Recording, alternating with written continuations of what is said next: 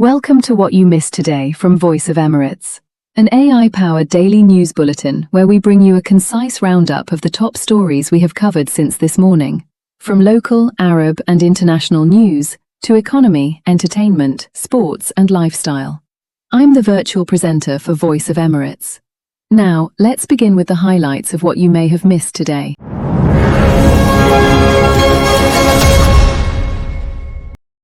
U.S. President Donald Trump has described ongoing contacts with Iran as the country's last chance to avoid further escalation, urging Tehran to take practical steps toward a new agreement. Trump said, "Washington remains committed to diplomacy, but warned that time is running out, stressing that concrete actions, not promises, are needed to reduce tensions and restore regional stability." Iranian officials, however, continue to deny that direct negotiations with the United States are underway.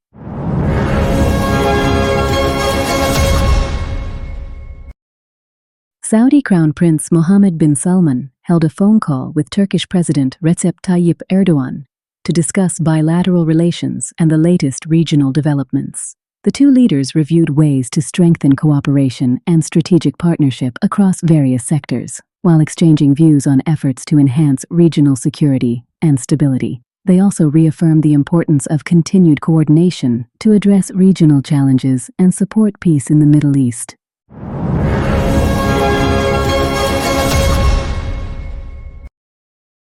Qatari Prime Minister and Foreign Minister Sheikh Mohammed bin Abdulrahman Al Thani has reaffirmed Doha's support for all efforts aimed at reducing regional tensions and reaching comprehensive agreements that ensure lasting peace.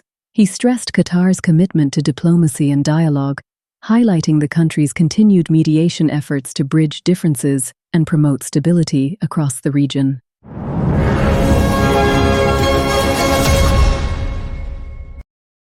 And from the political news, Lebanese President Joseph Aoun has called on the judiciary to issue the long-awaited indictment in the investigation into the Beirut port explosion, ahead of the disaster's 6th anniversary.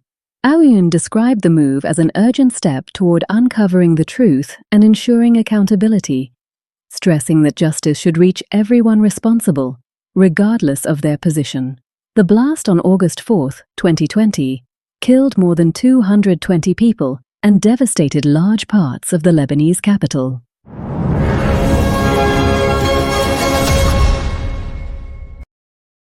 Imprisoned PKK founder Abdullah Öcalan has called for launching a democratic republic process in Turkey, describing it as a historic opportunity to resolve the Kurdish issue through politics and the rule of law. In a message delivered through a delegation following a prison meeting, Öcalan said a new legal framework could open the way for democratic reforms and urged all sides to support the process and avoid pessimism.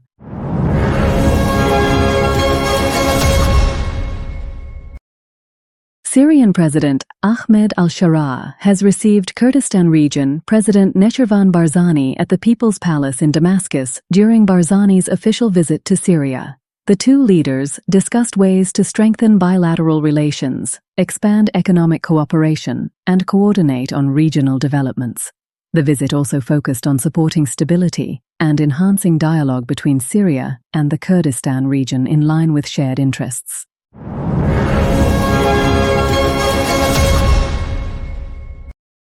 And from the business news, Alpha Dhabi Holding reported strong financial results for the first half of 2026, with net profit rising 48% to 9.8 billion dirhams.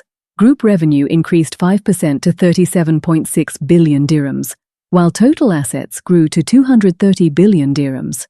The company attributed the performance to its diversified investment strategy, strong balance sheet, and gains from investments in leading artificial intelligence and technology companies.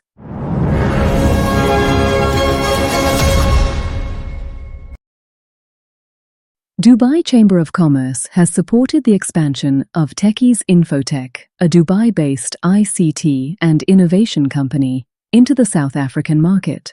The company's successful expansion followed its participation in Dubai Chamber's New Horizons trade mission to Cape Town and Johannesburg, where it connected with potential partners and explored new business opportunities.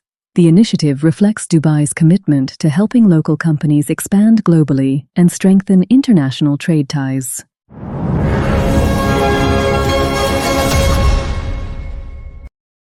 Global currency markets are witnessing renewed tensions after the United States and Japan carried out a rare joint intervention to support the Japanese yen. The move followed the yen's sharp decline to its weakest level in decades, prompting concerns over volatility in global financial markets. Analysts warn that further interventions by major central banks could intensify currency market competition and increase uncertainty for investors worldwide.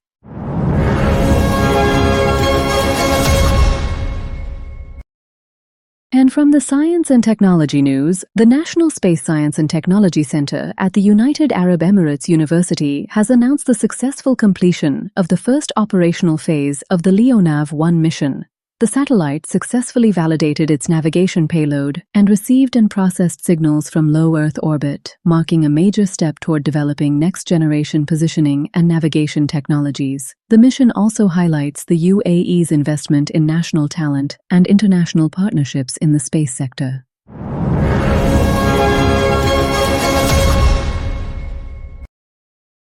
The AI-focused hedge fund Situational Awareness has reported a 67% loss in July after a sharp sell-off in artificial intelligence stocks.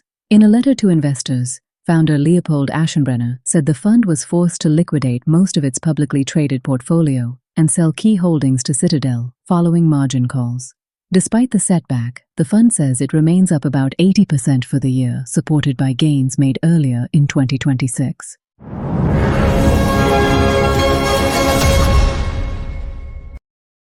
Apple is expected to introduce major upgrades with the upcoming iPhone Air 2, scheduled for release early next year. According to industry reports, the device will feature a more powerful processor, improved battery life, a second rear camera, and enhanced AI capabilities while retaining its ultra-thin design. The new model is also expected to support advanced connectivity and deliver a faster, more efficient user experience.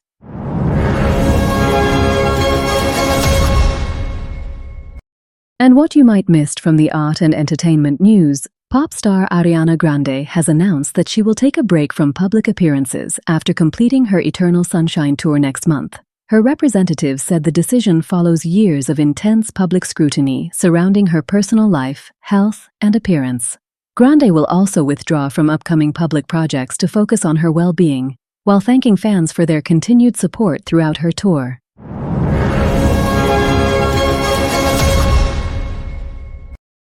Egyptian actor Hesham Maged has begun filming his new comedy drama series, Amel Mayet, which is set to premiere on a streaming platform later this year. The 10-episode production is directed by Ahmed Mohammadi and written by Khaled El Halfawi. The series combines comedy with mystery and marks Majid's latest digital project as he continues expanding his presence across television and streaming productions.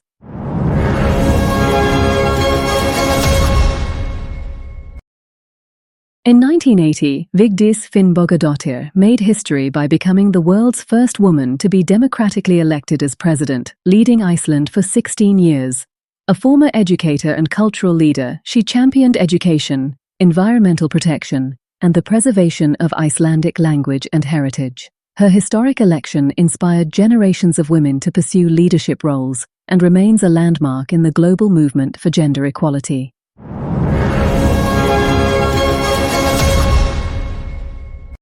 We conclude our roundup with the top sports news stories you might have missed. Spanish forward Gonzalo Garcia has bid an emotional farewell to Real Madrid following his transfer to Fulham. In a heartfelt message to fans, Garcia said he leaves the club with a heart full of gratitude after spending 11 years in Madrid's academy and first team. He thanked the club, his teammates, coaches, and supporters, describing Real Madrid as his home while looking forward to a new chapter in the Premier League.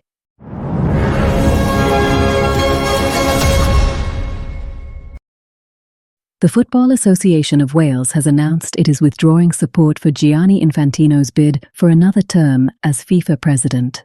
The decision follows growing criticism of FIFA's controversial proposal to sell a stake in the commercial rights of its competitions to private investors. Wales said the move reflected concerns over governance, transparency, and the future direction of world football, becoming the first national association to publicly revoke its backing.